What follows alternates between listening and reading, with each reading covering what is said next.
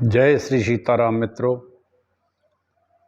श्रद्धालु श्रोताजनों, श्रद्धालु बंधुजनों, श्रद्धालु माताओं, संपूर्ण देशवासियों, सभी सनातन धर्म प्रेमियों, वंदनीय भक्तजन, सभी को मेरा प्रणाम।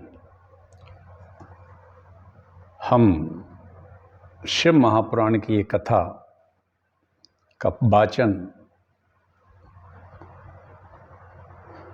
टीकमगढ़ मध्य प्रदेश से कह रहे हैं। कथा धीरे धीरे आगे बढ़ रही है और कथा इस समय उमा संहिता में चल रही है। आइए हम सभी नैमिषारण्य तीर्थ चलते हैं, जहाँ सूत जी महाराज इस कथा को सुना रहे हैं। शिव महापुराण हमारे 18 पुराणों में एक प्रधान पुराण है। शिव जी की ये कथा में 7 संहिताएं हैं, उसमें उमा संहिता 5वीं संहिता हम का प्रसंग कह रहे हैं। बहुत अच्छी कथाएं आप सुनिए और नैमिषारण्य तीर्थ चलिए सभी मानसिक तौर पे, और भगवान शिव के चरित्र और लीलाओं की गंगा में डुबकी लगाइए। एक थोड़ा सा मंगलाचरण करते हैं, इसके बाद कथा कहते हैं। श्री गणेशाय नमः। श्री गुरुवै नमः। नमोस्तु रामाय लक्ष्मणाय देव्यै च तस्यै जनकात्मजायै। नमोस्तु रुद्रेन्द्रियमानिलेभ्यो नमोस्तु चन्द्राग्निमरुद्गणेभ्यः। जग मंगल गुण ग्राम राम के, दानी मुकुट धन धर्म धाम के। जग मंगल भल काजु विचारा, बेगिए नाथ न लाए वारा। गंगा तरंग रमणीय जटा कलापम, गौरी निरंतर विभूषित वाम भागम। नारायण प्रिय मनंग मदापहारम, वाराणसी पुरपति भज विश्वनाथम। अच्युतम केशवम राम नारायणम, कृष्ण दामोदरम वासुदेवम हरिम। श्रीधरम माधवम गोपिका वल्लभम, जानकी नायकम श्रीरामचंद्रम भजे।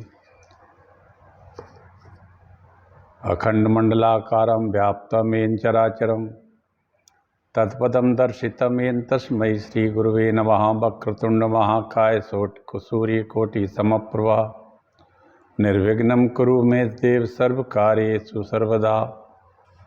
भवानी शंकरौ श्रद्धा विश्वास रूपिण्यौ, याभ्यां विना न पश्यन्ति सिद्धास्त्वान्तास्तं ईश्वरम्। नारायणं नमस्कृत्य नरं चैव नरोत्तमं, देवीं सरस्वतीं व्यासं ततो जयमुदीरयेत्। ओम नमो देव्यै महादेव्यै शिवायै सततं नमः।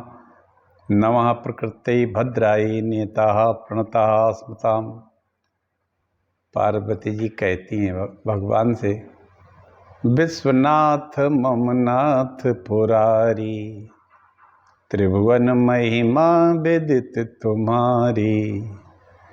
चर अरु अचर नाग नर देवा, सकल करहि पद पंकज सेवा।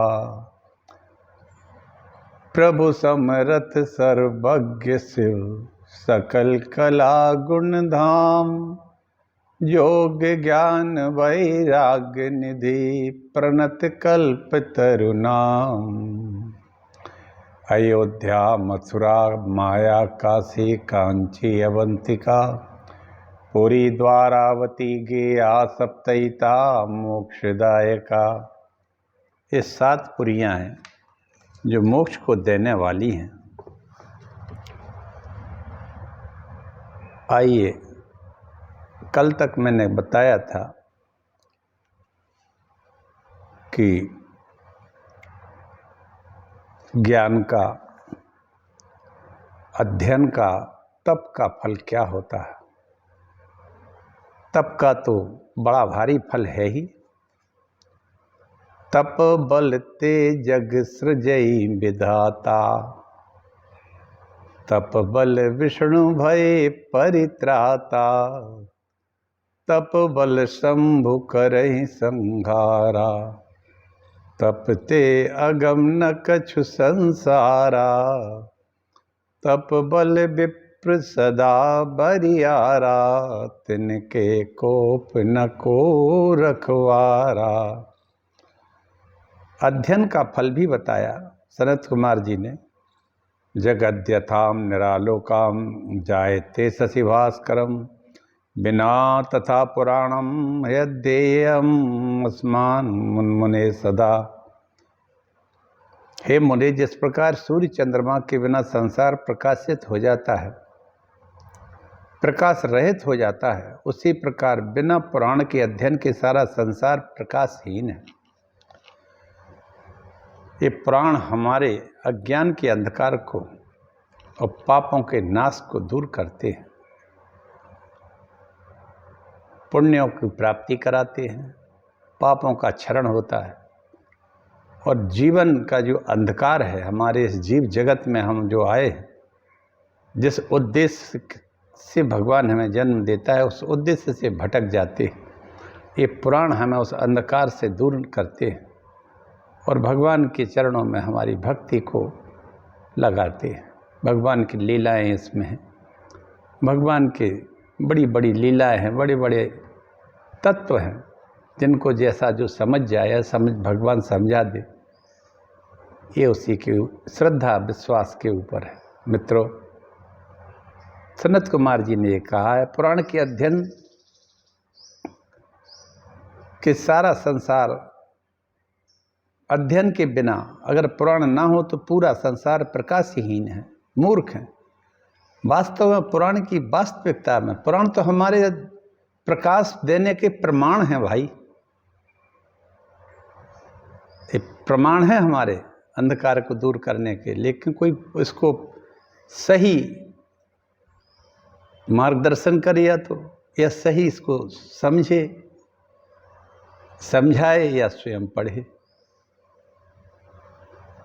मर्त्य बुद्धिरण कर्तव्या पुराणे कदाचन पुराणज्ञा सर्ववेत्ता ब्रह्मा विष्णु और हरे गुरु। पुराण के जानने वाले मनुष्य बुद्धि यह अमुक नहीं करनी चाहिए, क्योंकि पुराण वेत्ता सर्वज्ञ ब्रह्मा विष्णु शिव और गुरु होता है। पुराणों के जो वेत्ता हैं, हमारे प्रकांड विद्वान हैं, तपस्वी हैं, जो बड़े बड़े धर्माचारी हैं देश में, मैं उनकी कह रहा हूँ, जो प्रकांड विद्वान हैं और जो पुराणों की व्याख्या बड़ी अच्छी करते हैं। वे तो भगवान ब्रह्मा विष्णु तुल्य होते हैं। हालांकि अभी पुराण कहने वाले बहुत से छोटे मोटे ब्रांड भी आ गए हैं, जो पुराण तो कम कहते हैं, नाटक नौटंकी ज़्यादा करते हैं। हम उनकी कोई आलोचना तो नहीं करते, लेकिन फिर भी आप स्वयं समझदार हैं सभी लोग। परलोक और श्लोक में कल्याण पुराण के जानने वाले को धन धान्य वस्त्र आभूषण अर्पण करने चाहिए। पुराण जानने वाले को जो अर्पण करता है या जो सुनता है, उसको अश्वमेध का फल प्राप्त होता है। 10 पीढ़ी पिछली और 10 आगे बाड़ी पीढ़ियों का उद्धार कर देता है।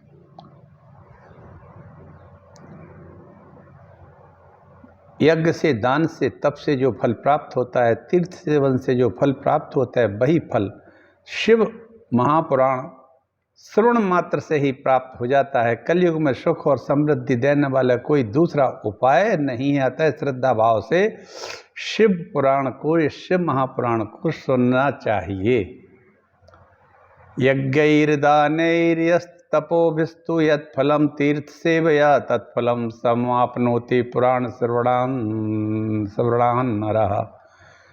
यज्ञ से, दान से, तप से जो फल प्राप्त होता है, तीर्थ सेवन से जो फल प्राप्त होता है, वह शिव महापुराण के श्रवण से संपूर्ण फल प्राप्त हो जाते हैं। शिव हमारे बड़े उदार मना है, उदार चित्त है, सबके पिता है, और पिता और माता तो सब पर कृपा करते हैं। भस्म संदिग्ध सर्वांगो रुद्राक्षा वर्णान्विता शिव शंकर सर्वात्मन श्री मातर जगदम्बिके। दान का भी फल कहा था मैंने कल। दान बड़ी श्रेष्ठ चीज है। तो अब आज नरकों की गणना में कहूँगा। सनत कुमार जी कहते हैं, रौरवाः सुकिरो रोदस्तालो विभसनस्ततः महाज्वाल स्तप्त कुंभो लवणो अपि विलोहितः वैतरणी पूयवाः क्रमशः क्रमि भोजनः अस्ति पत्रवनं घोरम लाला भक्षश्च दारुणः। सनत कुमार जी कहते हैं, व्यास जी, रौरव नरक, सूकर, रोध, ताल, विभसन, महाज्वाल, तप्त कुंभ, लवण, विलोहित, वैतरणी, पूयवाह, क्रमि भोजन, क्रमि, घोर, असि पत्र, दारुण, लाला भक्ष, वन्य ज्वाल, अधस्रा, संदंस, पूयवय, काल सूत्र, तम, श्रावी, अभी चिरोधन, स्वभोजन, रुष्ट, महारौरव, सालमली आदि अनेक नरक हैं। नरकों के वर्णन में सनत कुमार जी ने व्यास जी से इस तरह से बताया। बहुत सारे नरकों का वर्णन मैंने पिछले मार्कंडेय पुराण में भी कहा था। जो देवता ब्राह्मण, जो देवताओं को, ब्राह्मणों को, गायों को कष्ट देता है या इनकी हत्या करता है, मंदिरों को नष्ट करता है, झूठी गवाही देता है, झूठ बोलता है, गरीबों का धन अपहरण करता है, बाल जो बालक जैसे हैं अपने, स्त्री जो हैं जिनका कोई नहीं है, इनका जो धन हरण करता है, ये सभी इसी नरकों में सपरिवार संपूर्ण इष्टजनों के साथ जाते हैं। मैंने अभी पिछले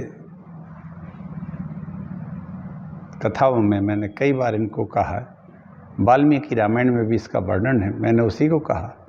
ब्रह्म हत्या, सुवर्ण का चोर और गायों को मारने वाला, दूसरों को दुख देने वाला, मदिरा को पीने वाला, मांसाहारी, दूसरे के द्रव्य का हरण करने वाला, और इनका जो साथ देता है वे उन लोगों को, और बहन, माता और पुत्री का जो वध कर देता है। अरे राम, कई लोग बहन का, कंस तो मारने को ही तुला था अपनी बहन को, दिखाने के लिए वो बड़ा प्रेम करता था, सगी चचेरी बहन थी, उसी को मारने के लिए आमादा हो गया।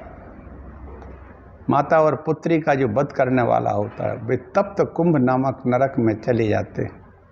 साध्वी स्त्री को बेचने वाला, आजकल कई जगह सुनते हैं कि फला ने किसी को बेच डाला, स्त्री को बेचने वाला और ब्याज लेके खाने वाला। ये ब्याज बहुत खराब चीज़ है भाई। हमारे शास्त्रों में ब्याज को बड़ा घृणित बताया है, ब्याज नहीं लेना चाहिए। क्यों? ब्याज मल भक्षण समान है, इसलिए ब्याज पर कभी पैसा उधार नहीं देना चाहिए। तो ब्याज लेने वाला, केस बेचने वाला, आजकल केस भी बिक रहे हैं, बाल कटवा कटवा के जो बिग बनते हैं वो लोग बेच ले जाते हैं। तथा अपने भक्तों को त्यागने वाला, ये सब तप्त लोहे नाम के नरक में भेजे जाते हैं। गुरु का द्रोही, देवताओं को दूषित जो करता है, मूर्ति बेचता है, मूर्ति चोरी करता है, अगम्या स्त्री के साथ जो गमन करते हैं, वैश्यागामी होते हैं, वे तप्त कुंभ नाम के नरक में जाते हैं। गौ हत्या करने वाला, मर्यादा तोड़ने वाला, देवता ब्राह्मण पितरों से द्रोह करने वाला, अतिथि के बिना भोजन करने वाला लाला भक्ष नाम के नरक में जाता है। अभक्ष भोजी, बिना ब्राह्मण के यज्ञ करने वाला अभक्ष भोजी। ये अभक्ष कितना कैसा है? ये श्रीमद् देवी भागवत के नवम स्कंद में आया है एक जगह। ततो अभोच्च शशको मीनश्च सप्त जन्मसु त्रिजन्मानि बराहश्च कुक्कुटः सप्त जन्मसु। अभक्ष भोजन, अनैतिक पैसा कमा के, भ्रष्ट तरीके से लूट के, छीन के, चोरी करके, जबरदस्ती जो व्यक्ति पैसा, उस पैसे से अपना भक्षण करता है, अपने परिवार का पोषण करता है, स्वयं का पोषण करता है, ऐसा व्यक्ति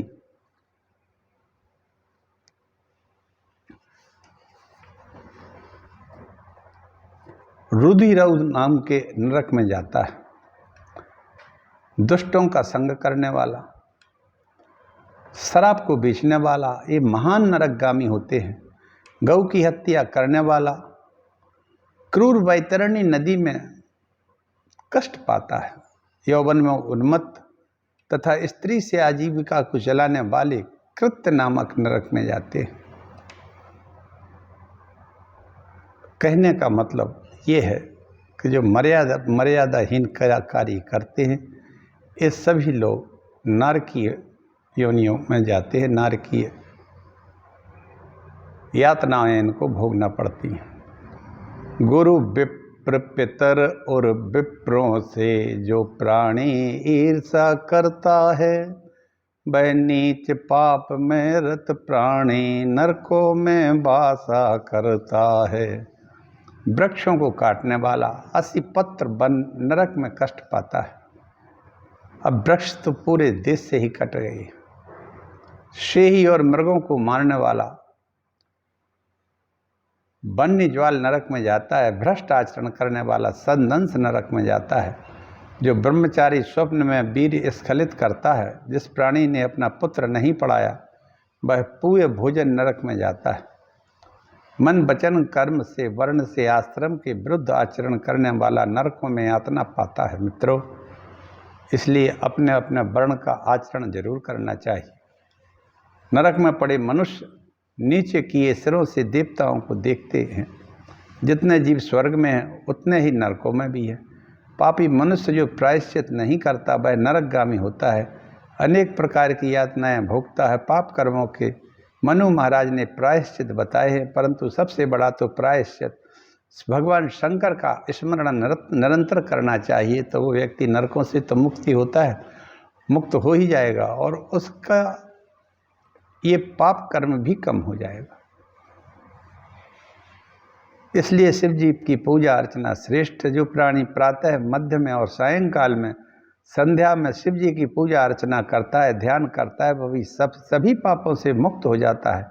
शिव की आराधना से, नाम जप से सभी कष्टों से मुक्त होकर स्वर्ग की प्राप्ति करता है। हे व्यास जी, पाप और पुण्य, नरक और स्वर्ग के अर्थ हैं।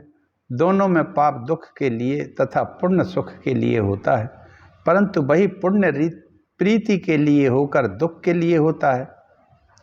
अतः न कोई दुख देने वाला है, न सुख देने वाला है।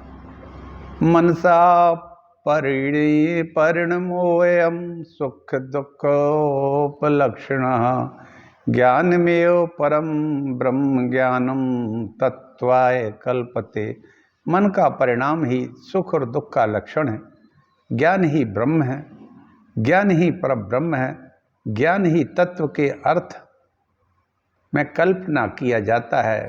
कहते भी तो है कि मन के हारे हार है, मन के जीते जीत, पार ब्रह्म को पाई या मन की भी की प्रतीत। सनत कुमार जी कहते हैं, व्यास जी, भूमंडल में 7 द्वीप है। इस पृथ्वी पर पूरे भूमंडल में 7 द्वीप है। एक का नाम जम्बू, दूसरे का नाम है प्लक्ष, एक का सालमली, एक का कुश, क्रौंच, शाक, और 7वां है पुष्कर। व्यास जी, उसके मध्य में अनेक पर्वत हैं जो 16 योजन नीचे और 84 योजन ऊंचे हैं। 32 योजन शिखर का विस्तार है। मूल में 16,000 योजन कली के आकार में स्थित है।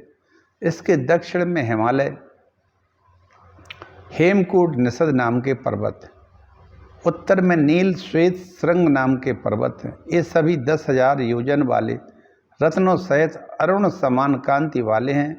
1,000 योजन चौड़ाई तथा 1,000 योजन में विस्तृत हैं।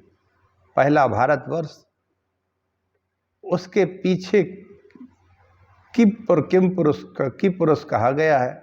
इसके आगे सुमेर, पर्वत के दक्षिण में हरिवर्ष, उत्तर में रम्यक, बराबर में हिरण्यमय है, उत्तर में कुरु देश है। भारत की तरह इन सभी का विस्तार 9,000 योजन है। मध्य में इलाव्रत है, इसके मध्य में मेरु पर्वत है। इलाव्रत भी 9,000 विस्तर योजन वाला है। यहाँ 4 पर्वत बुर्जी रूप हैं, उसी के समान ऊंचे हैं। कदम्ब, जामुन, पीपल, बड़ आदि पर्वत के ध्वजा रूप 11 योजन में विस्तृत बताए गए। जम्बू द्वीप में जामुन के फल बड़े हाथी के समान पर्वत के ऊपर गिरते हैं और चारों ओर फैल जाते हैं। वहाँ उन फलों के रस से जम्बू नदी विख्यात है, जो पर्वत के चारों ओर बहती है। उस नदी का जल पीने वालों को पसीना, दुर्गंध, बुढ़ापा, इंद्रिय पीड़ा नहीं होती। उस नदी के किनारे की मिट्टी सुखाई हुई स्नान को प्राप्त जम्बू नद नामक सिद्धों का भूषण रूप सुवर्ण होता है। सुमेरु के पूर्व में भद्रास, पश्चिम में केतुमाल नामक 2 वर्ष है। इन दोनों के मध्य इलाव्रत वर्ष, पूर्व में चैत्र रथ वन है, दक्षिण में गंधमादन नामक पर्वत है, पश्चिम में विभ्राज और उत्तर में नंदन वन है। अरुणोद, महाभद्र, शीतोद, मानस 4 सरोवर देवताओं के भोगने योग्य है। अरुणोद, महाभद्र, शीतोद और मानस 4 सरोवर हैं जो देवताओं के भोगने योग्य। सीतांजल, कुरंग, कुरख, माल्यवान, यह एक मेरु के पर्व में स्थित है। त्रिकूट, शिशिर, पतंग, रुचक, निषद के सराचल दक्षिण में स्थित रहे। सिनी, बास, कुसुम, कपिलनाग, नारदादि पर्वत पश्चिम में, संघचूर्ण, ऋषभ, हंस, काल, नराद्य पर्वत उत्तर में स्थित है। सुमेरु के ऊपर मध्य में शांति क्रौंच नाम का ब्रह्मा जी का नगर है, जो 10,000 योजन विस्तार वाला है। उसके चारों तरफ क्रम से 8 लोकपाल के दशा तथा रूप के अनुसार 8 नगर विद्यमान हैं। ब्रह्मा जी के उस नगर में चंद्रमंडल के पार करके विष्णु के चरण से निकली गंगा जी गिरी हैं। वहीं से सीता, अलकनंदा, चक्षु, भद्रा क्रम से बहती हैं। सीता पूर्वेण शैलम ही नंदा चैवितु दक्षिणे, सा चक्षु पश्चिमे चैवि भद्रा चोत्तरो ब्रजेत। पूर्व में की ओर सीता, दक्षिण में अलकनंदा, पश्चिम में चक्षु नदी, उत्तर में भद्रा नदी बहती है। तीनों ओर जाने वाली गंगा जी सभी पर्वतों को लांघकर समुद्र में मिल जाती है। सुनील, निषद, सत्यवान, गंधमादन, इनके मध्य में सुमेर कली के आकार का शोभायमान है। भारतवर्ष, केतुमाल, भद्रास और क्रू मर्यादा लोक पर्वत, ये लोक रूपी कमल के पत्र हैं। दक्षिण उत्तर के आयाम में जठर, देवकूट, पूर्व पश्चिम की तरफ गंधमादन और कैलाश पर्वत है। सुमेर के पूर्व पश्चिम की ओर निषद, नील दक्षिण और उत्तर की ओर है। कली के भीतर मेरु के आगे जठार आदिक है। इनमें 2-2 श्वेत आदिक मनोहर पर्वत व्यवस्थित हैं। पर्वतों के उत्तर में नदियों के पास मनोहर नगर, सुंदर वन है। देवता, राक्षस, गंधर्व, दैत्य इन पर्वतों और वनों में क्रीड़ा करते हैं। ये स्वर्ग में स्थित धर्मात्माओं के स्थान कहे गए हैं। व्यास जी, किम पुरुष आदि 8 वर्षों में निर्द्वंद और सभी दुखों से रहे 10-12 सहस्त्र वर्ष की स्थिर आयु वाली प्रजा रहती है। वहाँ सतयुग, त्रेता, द्वापर ही बरतते हैं। इन 7 द्वीपों में सुंदर जल तथा स्वर्ग की बालुका वाली नदियाँ बहती हैं। भारतवर्ष, जिसको हम जम्बू द्वीप भी कहते हैं। सनत कुमार जी कहते हैं, व्यास जी, अब मैं आपके हिमालय के दक्षिण में भारतवर्ष, जो समुद्र के उत्तर में स्थित है, पंडित इसे स्वर्ग और अपवर्ग की कर्म भूमि कहते हैं। इसका विस्तार 9,000 योजन है। यहाँ से मनुष्य की स्वर्ग और नरक की प्राप्ति होती है। भारतवर्ष के 9 भेद हैं: इंद्रद्युम्न, कसेरु, ताम्रवर्ण, गभस्तिमान, नागदीप, सौम्य, गंधर्व और वारुण। उनमें से यह सागर से उत्पन्न 9वां द्वीप है। वह हजारों योजन दक्षिण से उत्तर की विस्तार करने वाला है। इसके पूर्व में तो किरात रहते हैं, दक्षिण और पश्चिम में यवन रहते हैं, उत्तर में तपस्वी लोग निवास करते हैं, मध्य क्षेत्र में इसमें ब्राह्मण, क्षत्रिय, वैश्य और शूद्र रहते हैं। यज्ञ, शुद्ध वाणिज्य और सेवा कार्यों को संपन्न करते हैं। यहाँ महेंद्र, मलय, सही, सुदाम, ऋक्ष, बिंद, परित्राण ये 7 पर्वत भारतवर्ष में हैं। वेद, स्मृति और पुराण आदि परित्राण स्थान से उत्पन्न हुए हैं। उनके दर्शन स्पर्श से सभी पापों का हनन हो जाता है। नर्मदा, सुरसा, विंध्याचल पर्वत से, गोदावरी, तापी, भीमरथी ऋक्ष पर्वत से, कृष्णावेरी, बेणी, सही पर्वत से, कृतमाला, ताम्रपर्णी, मलयाचल से, त्रियामा, ऋषि कुल्या, महेंद्र पर्वत से निकलती हैं।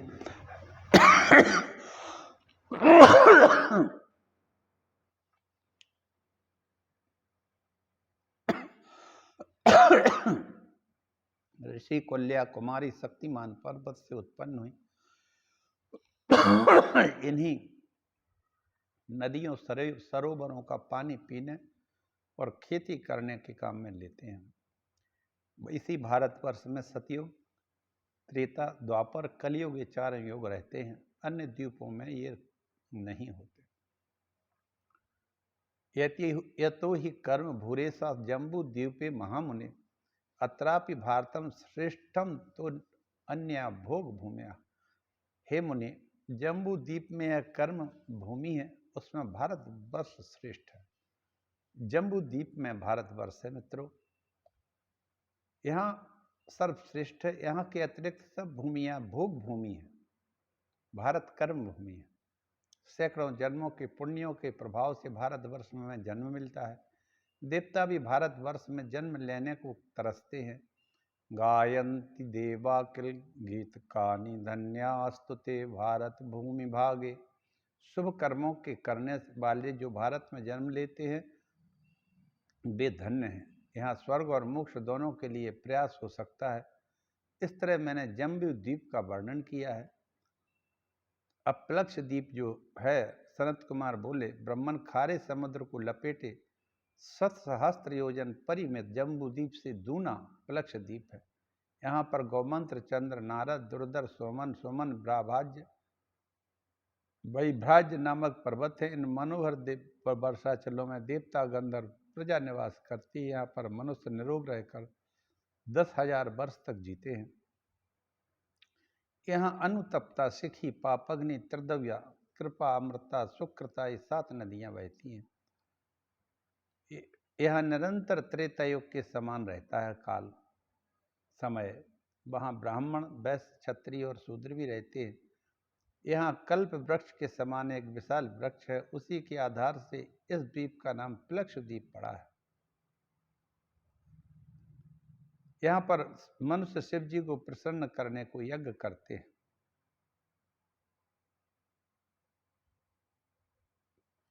अब सालमली द्वीप, कुश द्वीप व क्रौंच द्वीप को बताते हैं। श्री व्यास जी कहते हैं, इस द्वीप में 7 वर्ष हैं। श्वेत, हरित, जीमूति, रोहित, बैकल, मानस और सुप्रभ श्यामल के वृक्ष के कारण इस द्वीप का नाम सालमली द्वीप पड़ा है।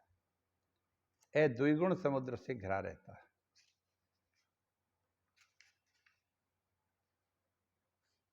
यहाँ पर शुक्ला, रक्ता, हिरण्या, चंद्रा, शुभ्रा, विमोचना, 7वीं निवृत्ति, शीतल जल वाली 7 नदियां हैं।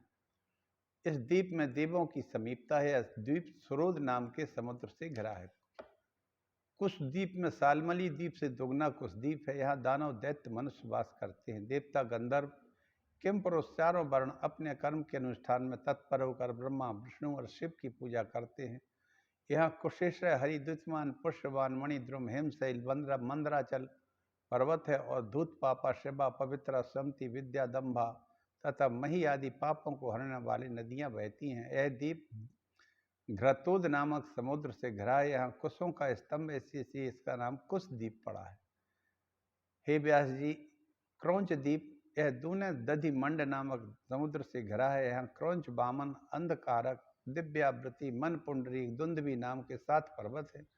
स्वर्ण के मनोहर पर्वतों से देवगण सहित प्रजा निवास करती है। यहाँ ब्राह्मण, क्षत्रिय, वैश्य, शूद्र अपने अपने कर्मों में निष्ठ होकर रहते हैं। यहाँ गौरी, कुमुद्युति, संध्या, रात्रि, मनोजवा, शांति, पुंडरीका नाम की 7 नदियाँ मनुष्यों के हितार्थ स्वच्छ जल देती हैं। यहाँ पर रुद्र भगवान की पूजा होती है।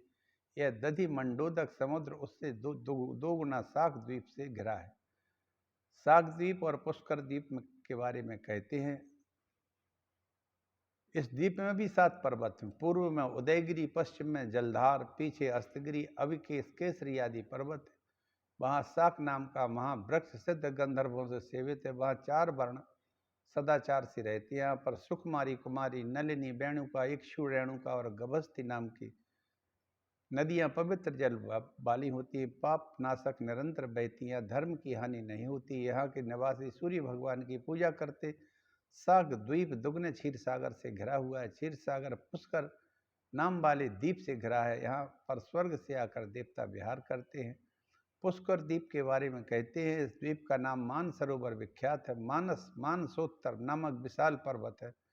इसकी ऊंचाई 5000 योजन है। 1 लाख योजन तरफ से कंकड़ के आकार का है। पुष्कर द्वीप के मध्य में मनुष्य 10,000 वर्ष तक रोग, शोक और व्याधियों से दूर होकर निवास करते हैं। वहाँ राग और द्वेष, अधर्म, किसी की हिंसा का लेस भी नहीं है। यहाँ असत्य और ना ही यहाँ असत्य बोला जाता है। यहाँ स्वर्ग के समान भौम वर्ष है।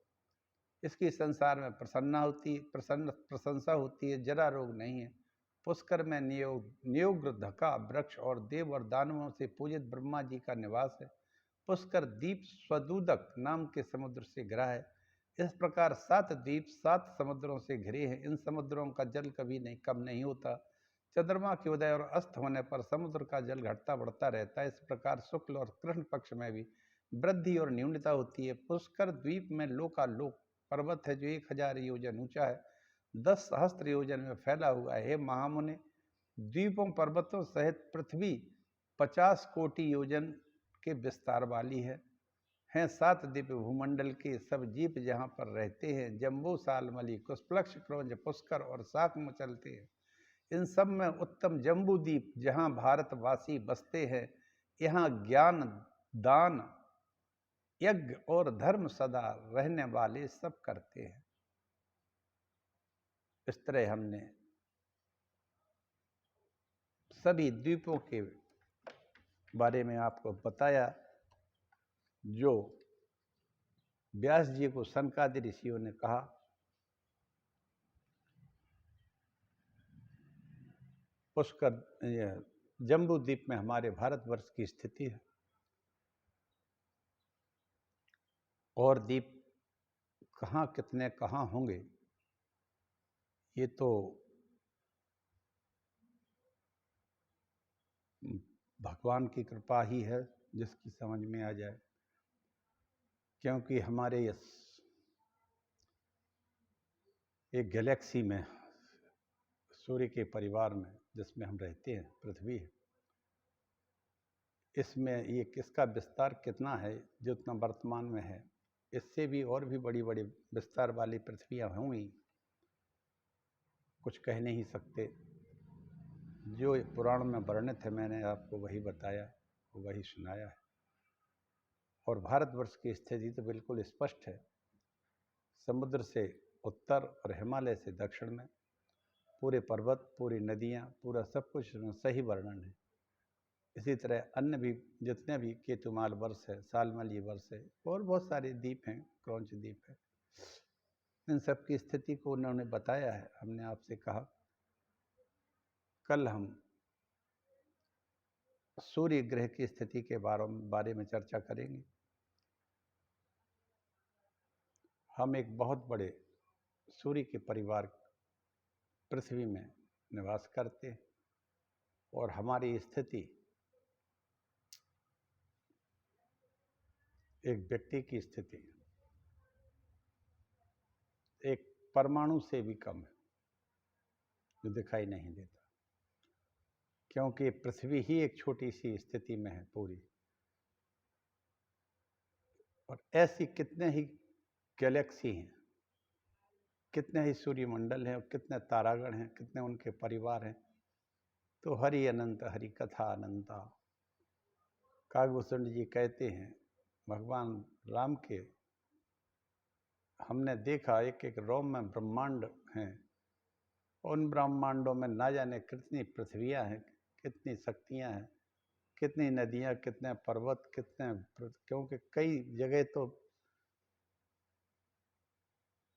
लोगों की आयु 10,000 20,000 वर्ष, हम पृथ्वीवासियों की आयु अधिकतम 100 वर्ष है। वो भी जबकि हमें किसी तरह की आदि व्याधि ना हो। परमात्मा की कृपा सब पर बनी रहे। किसी को आदि दैविक, आदि भौतिक और आध्यात्मिक 3 तरह की व्याधि होती हैं। इनको हम दैहिक भौतिक तापा राम राज नहीं काहू व्यापा। किसी को ना व्यापे, भगवान सबकी बुद्धि को ज्ञान दे, सात्विकता दे। ईश्वर सबकी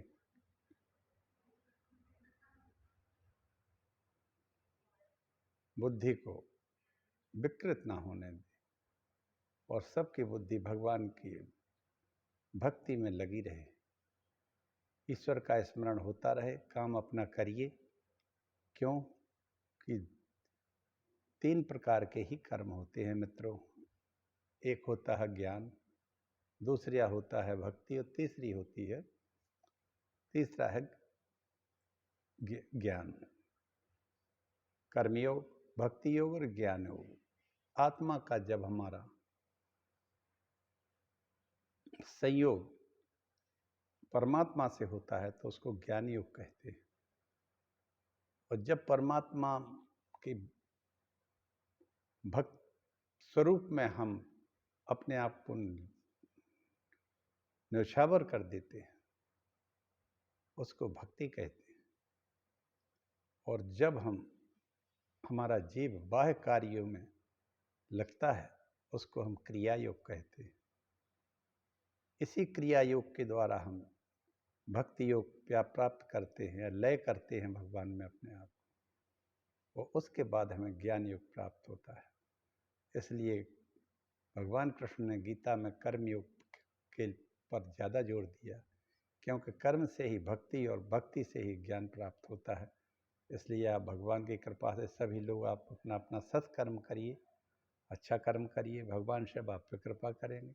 शंकर भोले भंडारी हैं, बहुत भोले भंडारी हैं, बहुत अच्छे भगवान हैं। वाह! नीलकंठम रक्तबाहम श्वेतांगम चंद्रशेखरम। आहा, कैसा स्वरूप है!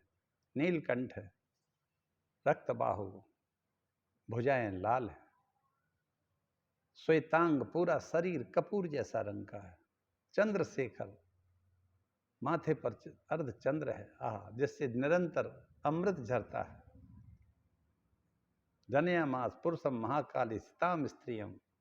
ऐसी अनादि महाकाली ने ऐसे स्वरूप को अपने आप को बदल दिया या जन्म दे दिया, और साथ में गौर वर्णा जिनको हम गायत्री माता कहते हैं उनको भी दिया। ये दुर्गा सप्तशती के रहस्यों में आता है मित्रों।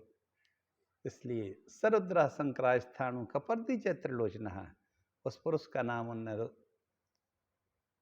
रुद्र, कपाली, त्रिलोचन, शंकर, शिव आदि रखा है। आइए हम सब उन शंकर जी के चरणों में प्रणाम करें।